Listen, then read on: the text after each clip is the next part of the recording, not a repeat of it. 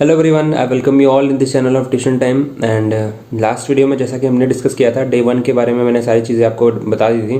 क्या एक्सपीरियंस रहते हैं, क्या टेस्ट वगैरह होते हैं, कैसे प्रोसीडिंग्स होती हैं, कौन कौन से डॉक्यूमेंट्स वगैरह, ये सारी चीज़ें हमने डिस्कस कर ली थी। आज इस वीडियो में डिस्कस करेंगे डे 2 के बारे में कि एसएसबी में एज अ फ्रेशर जब आप जाते हो तो आपका डे 2 का एक्सपीरियंस कैसा रहता है और क्या क्या चीज़ें इंपॉर्टेंट हैं, ध्यान देने वाली हैं। तो सारी चीज़ें इस वीडियो में डिस्कस करेंगे। वीडियो को कंप्लीट एंड तक देखें, क्योंकि बहुत सारे कैंडिडेट्स वीडियो को एंड तक नहीं देखते हैं और फिर कमेंट में पूछ लेते हैं क्वेश्चंस अपने, जो कि मैं ऑलरेडी वीडियो में आंसर कर चुका हूँ। ठीक है, तो आप जब वीडियो को पूरा देखेंगे तो आपसे कोई भी इन्फॉर्मेशन छूटेगी नहीं। आपको एक ही बार ये वीडियो देखना है एंड देन आपकी सारे पास जो भी एक्सपीरियंसेस है, जो भी चीज़ें मैं आपको बता रहा हूँ वो आप ग्रैप्स कर लेंगे। ठीक है, वीडियो बीच में छोड़ देने से आपके बहुत सारे डाउट्स रह जाएंगे जो आप कमेंट बॉक्स में पूछेंगे। मैं रिप्लाई तो करता हूँ, लेकिन फिर भी वो चीज़ें उतनी अच्छे से एक्सप्लेन नहीं हो पाती हैं जितनी वीडियो में हो पाती हैं। ठीक है, तो वीडियो को लास्ट तक देखना आपके लिए ज़रूरी है, बाकी आपकी मर्जी एज यू विश। ठीक है, एंड चैनल पे पहली बार आए तो do subscribe the channel and also press the bell icon, ताकि आपसे कोई भी अपडेट मिस ना हो। राइट, तो चलिए स्टार्ट करते हैं। सेकेंड डे 2 में क्या क्या चीज़ें कैसे प्रोसीड ऑन होंगी। ठीक है, तो आज डे 2 है एसएसबी का एज अ फ्रेशर, और हम बात करेंगे कि कौन कौन से टेस्ट होने वाले हैं आज। तो फर्स्ट ऑफ ऑल, जब आप मॉर्निंग में उठते हो तो आपको चाय वगैरह मिल जाती है। ठीक है, मॉर्निंग टी आपको मिलती है वहाँ पे आके, जो भी रहते हैं सर्वेंट्स वगैरह या जो भी ऑफिस रहते हैं सिपाही वगैरह, वो चाय रख देते हैं वहाँ पे। आप चाय पीते हो, आप फ्रेश अप हो जाते हो। ठीक है, आपको डे 1 में ही शाम को बता दिया जाता है कि आपको हॉल पे कितने बजे अरेंज होना है, कहाँ पे मिलना है। ठीक है, वो सारी चीज़ें आपको बता देती हैं कि लाइन बना के आप कहाँ पे पहुँचेंगे। तो आप वैसे ही अकॉर्डिंगली पहुँच जाते हो हॉल पे। ठीक है, एंड देन 7:30 या 7 बजे का टाइम आपको दिया जाता है। ठीक है, एंड उसके पहले आप ब्रेकफास्ट वगैरह कर लेते हो, सारी चीज़ें आप प्रिपेयर कर लेते हो। एंड देन आपको डॉक्यूमेंट्स लाने के लिए मना किया जाता है, क्योंकि जिनके कुछ एफिडेविट्स वगैरह होते हैं जो सबमिट करना चाहते हैं वो ले जा सकते हैं, बाकी और कोई चीज़ अलाउड नहीं होती है। पेन आप अपने पास रखेंगे। ठीक है, राइटिंग मटेरियल वो सब कुछ आपको अपने पास रखना ही पड़ेगा, पेन वगैरह। ठीक है, तो वहाँ पे ताकि आपको कोई प्रॉब्लम ना हो, क्योंकि ये जो टेस्ट है वो काफ़ी लंबा होने वाला है। ठीक है, 2 से ढाई 3 घंटे तक ये टेस्टिंग चलने वाली है अप्रॉक्सीमेटली, और थोड़ा लॉन्ग टर्म का होगा। ठीक है, तो आप उसमें हेक्टिक भी हो सकता है, तो इसलिए आप थोड़ा फ्री होके जाइए, थोड़ा फ्रेश होके जाइए, सारी चीज़ें करके जाइए। ठीक है, अपने हिसाब से, ताकि आपको वहाँ पे जाके कोई प्रॉब्लम ना हो एज सच। अब बात करते हैं, जैसे कि आप वहाँ पे जाते हैं हॉल के बाहर, कुछ देर आपको वेट करना होता है। एंड देन इंस्ट्रक्टर जो तो होते हैं आपके, जो भी एसएसबीज के, फॉर एग्जांपल 11 एसएसबी 34 एसएसबी, तो उसके इंस्ट्रक्टर्स वहाँ पे आते हैं आपके पास। एंड देन वो आपको बताते हैं अरेंज हो जाइए ऑर्डर में, fresher, repeater and all that, क्योंकि आपका ग्रुप डिवाइड हो चुका है। अब पूरे एसएसबीज में आपके ग्रुप के अकॉर्डिंग ही सारी चीज़ें प्लान होंगी। ठीक है, तो आप वहाँ पे जाते हैं, आप चीज़ें जैसे ही वहाँ पे पहुँचते हैं आपको फिर बताया जाता है इंस्ट्रक्टर के द्वारा कि आप अपने आइए, सीट्स पे बैठिए, तो अकॉर्डिंगली आप बैठ जाते हैं। ठीक है, देन वहाँ पे साइकोलॉजिस्ट या कोई भी एक इंस्ट्रक्टर आता है, वो सारी चीज़ें, कोई भी ऑफिसर होता है। ठीक है, या ऑफिसर होती हैं, लेडी ऑफिसर भी हो सकती हैं, वो आती हैं, आपको सारी ब्रीफिंग देती हैं about the test and all that. ठीक है, तो आज आपके कौन कौन से टेस्ट होंगे? आज आपका होगा टैट, वैट, एसआरटी। ठीक है, ये 3 मेजर टेस्ट हो गए। उसके बाद एसडी, तो ये आपके 4 टेस्ट होंगे साइक के दिन। आपके चारों टेस्ट बहुत इंपॉर्टेंट हैं। ठीक है, एज पर मैं बात करूँ एसएसबी के लिए, और ये आपकी रिकमेंडेशन में काफ़ी फ्रूटफुल हो सकते हैं अगर आप इसके जो चारों टेस्ट हैं वो अच्छे से जाएँ। ठीक है, तो ये चारों टेस्ट अकॉर्डिंगली होते हैं। और टैट की बात करूँगा। ठीक है, तो जैसे कि सब लोग बैठ जाते हैं वहाँ पे, टैट में क्या होता है, कुछ सर्टेन पिक्चर्स आपको दिखाई जाती हैं और 4-4 मिनट आपको टाइम दिया जाता है लिखने के लिए। ठीक है, यहाँ पे 30 सेकंड ऑब्जर्वेशन का टाइम होता है एंड 4 मिनट आपको लिखने का टाइम दिया जाता है। ठीक है, इतना ही होता है, 1 मिनट कोई आपको यहाँ पे लिखना नहीं होता है। मैं एक सर्टेन वीडियो में, जिसमें पीपीडीटी वाली वीडियो जो है, उसमें बात करेंगे कि कैसे टैट और पीपीडीटी डिफरेंट है। ठीक है, ये सारी चीज़ें उस वीडियो में डिस्कस करेंगे। अभी के लिए इस वीडियो में यही डिस्कस करते हैं कि डे 2 में क्या क्या प्रोसीडिंग्स होती हैं। ठीक है, तो एज एन ऑफ बैठ जाते हैं, आपको सारे इंस्ट्रक्टर जो भी होते हैं, इंस्ट्रक्टर आ जाते हैं, फिर आपको सारे इंस्ट्रक्शंस दिए जाते हैं। अब ध्यान से सुनिए, सारे इंस्ट्रक्शंस को बहुत ज़्यादा ज़रूरी है। जैसे कि मैंने पिछली वीडियो में भी कहा था कि भले ही आपको पता हो चीज़ें, चाहे ना पता हो, लेकिन आपको इंस्ट्रक्शंस बहुत ध्यान से सुनने हैं। ठीक है, फिर आपकी चीज़ें शुरू होती हैं। आप टैट जैसे ही शुरू होता है, ठीक है, तो आपको बता दिया जाता है कि आपको 30 सेकंड्स तक पिक्चर दिखाई जाएगी, फिर एक साउंड आएगा जिसके फिर आपको राइटिंग स्टार्ट कर देनी है। एंड देन जैसे ही साउंड दूसरा आएगा 4 मिनट के बाद, फिर आपको दूसरी पिक्चर दिखाई जाएगी 30 सेकंड के लिए। ठीक है, तो अब ये जो टैट होता है, यहाँ पे आपकी सारी चीज़ें रिवील आउट हो जाती हैं। आप कौन से बैकग्राउंड से आए हो, क्या सोचते हो, किस चीज़ के बारे में, ये सारी चीज़ें रिवील हो जाती हैं। आप कितना भी माइंड मेकअप करके जाओ कि मैं ऐसी स्टोरीज लिख दूंगा, मैं वैसी स्टोरीज लिख दूंगा, 3-4 स्टोरीज के बाद आप फ्लो में इतना आ जाते हो कि आप वही लिखते हो जो आपका माइंड आपको बताता है। ठीक है, तो it's like a very scientific test है और काफ़ी चीज़ें रिवील आउट हो जाती है, जो ऐसी ऐसी चीज़ें रिवील आउट हो जाती हैं जो नहीं रिवील होनी चाहिए। ये साइकोलॉजिस्ट की वर्डिंग्स हैं, ठीक है। और मैंने प्रेफरेबली बहुत सारे साइकोलॉजिस्ट से बात की है, तो उन्होंने ये कहा है कि ऐसी बहुत सारी चीज़ें रिवील आउट हो जाती हैं कैंडिडेट्स के बारे में जो कि नहीं होनी चाहिए, जो कि मतलब दूसरे आदमी को नहीं पता होनी चाहिए। तो इसीलिए इस टेस्ट को कई कई कंट्रीज़ में बैन भी कर दिया गया है, ठीक है। लेकिन बस इंडिया जो कंट्री है वहाँ पे आर्मी टेस्टिंग में इसको इन्वॉल्व किया जा रहा है, क्योंकि इससे ट्रू पर्सनैलिटी बाहर निकल के आती है, ठीक है।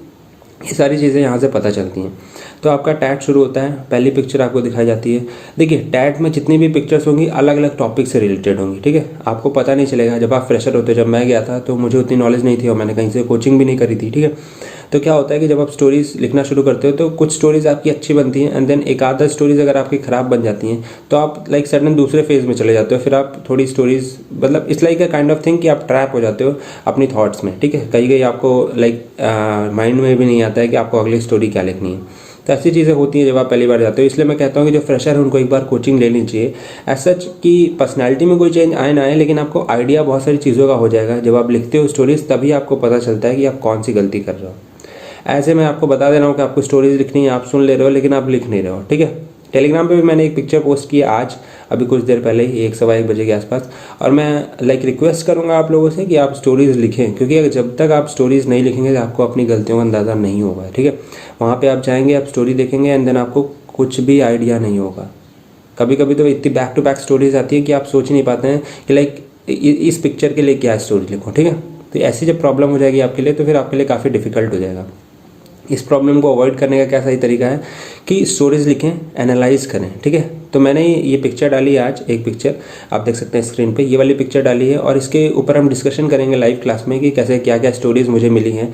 तो इसके लिए आपको स्टोरीज लिखनी पड़ेंगी, मुझे टेलीग्राम पे सेंड करनी पड़ेंगी, तभी मैं डिस्कस कर पाऊंगा, नहीं तो वो लाइव सेशन पॉसिबल नहीं है, ठीक है। हम उसको अवॉइड करेंगे। तो ये सारी आपकी टैट वाली स्टोरीज चलती हैं, ठीक है। अब आपका टैट का सेशन शुरू होता है, जैसे 1 2 3 4 5 6 ऐसे कीप ऑन स्टोरीज बढ़ती रहती है और लास्ट में जो एक स्लाइड होती है वो ब्लैंक होती है। तो जो लास्ट वाली स्लाइड, जो ब्लैंक स्लाइड होती है, उसमें आपको अपने हिसाब से चीज़ें लिखनी होती हैं, यानी कि आपको अपनी खुद स्टोरी लिखनी होती है। तो आप घर से बना के लेके जाओ या कहीं से चुराओ, उससे डजेंट मैटर, ठीक है। बस वो बाकी स्टोरी से अलग होनी चाहिए। ऐसा नहीं कि पहली वाली स्टोरी चेप दी लास्ट स्टोरी में, ठीक है। लाइक कुछ तो अलग होना चाहिए, आपकी अपनी स्टोरी है, ठीक है। ये आप कर सकते हो। बाकी जो 9-10 स्टोरीज रहेंगी अलग अलग थीम्स पे रहती हैं, अलग अलग टॉपिक्स रहते हैं स्टोरी में। वो डिपेंड करता है कि आप उन्हें पहचान पा रहे हो नहीं पहचान पा रहे हो। इस लाइक सेंस कोई पर्टिकुलर टॉपिक नहीं, बट कोई स्टोरी सैड रिप्रेजेंट कर रही होगी, कोई खुश रिप्रेजेंट कर रही होगी, कोई जॉयस मोमेंट रिप्रेजेंट कर रही होगी। तो ये सारी चीज़ें हैं, वो स्टोरीज आपको रिप्रेजेंट करती हैं, आपको पहचानना होता है, ठीक है। नेक्स्ट थिंग है जो आप कर सकते हो वहाँ पे, तो नेक्स्ट जो चीज़ होती है वो आपका वैट होता है, वर्ड एसोसिएशन टेस्ट। और इसमें क्या चीज़ें होती हैं, इसमें आपको वर्ड्स दिए जाते हैं सर्टेन, उसके हिसाब से आपको सेंटेंसेस लिखने होते हैं, अपनी थॉट्स लिखनी होती हैं जो आपके माइंड में आ रही हैं उस वर्ड को देख के। जैसे कि टैट में क्या होता है कि आपको टाइम दिया जाता है 30 सेकंड पिक्चर देखने का और 4 मिनट स्टोरी लिखने का। वैसे ही वैट में क्या होता है कि आपको 15 सेकंड्स मिलते हैं, ठीक है, हर एक वर्ड में सेंटेंसेस लिखने के लिए।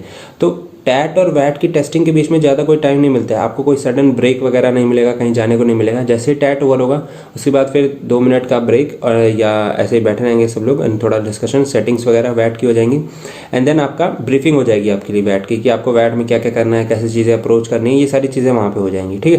देन आपका वैट शुरू हो जाएगा। वैट में क्या करते हैं कि हर 20 वर्ड के बाद, हर 20 वर्ड्स के बाद एक ब्लैंक स्लाइड देते हैं, ताकि आपको अंदाज़ा हो जाए कि आप सही लिख रहे हो।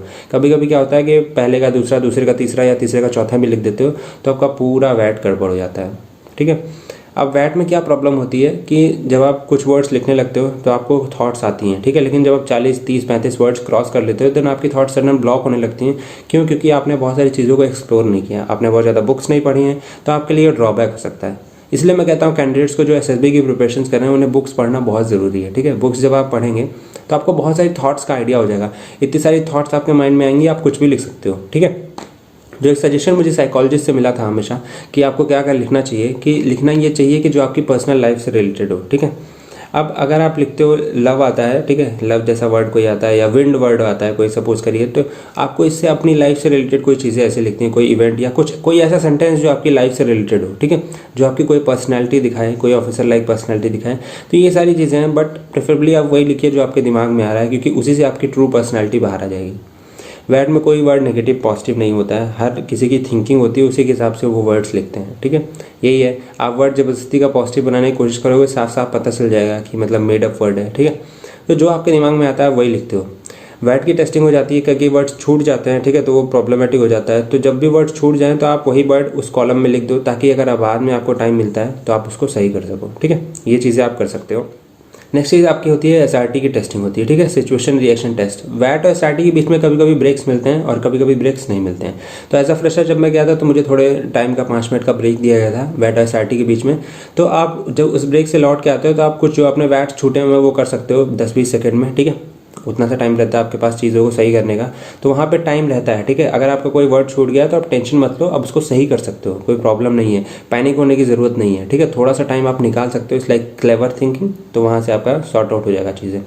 नेक्स्ट चीज़ है आपका एसआरटी, सिचुएशन रिएक्शन टेस्ट। इसमें कुछ सेंटेंसेस होती हैं, कुछ सिचुएशंस होती हैं, जैसे कि मान लो फॉर एग्जांपल आपने पढ़ी भी होंगी, जिनको कोई आइडिया नहीं है उनके लिए बता रहा हूँ, ठीक है, कि आप मार्केट में जा रहे हो और कुछ लोग आपके सामने चाकू लेके आ जाते हैं और वो आपसे कहते हैं कि जितने पैसे हैं आपके पास वो दे दो, ठीक है। तो इस सिचुएशन में आप क्या करोगे?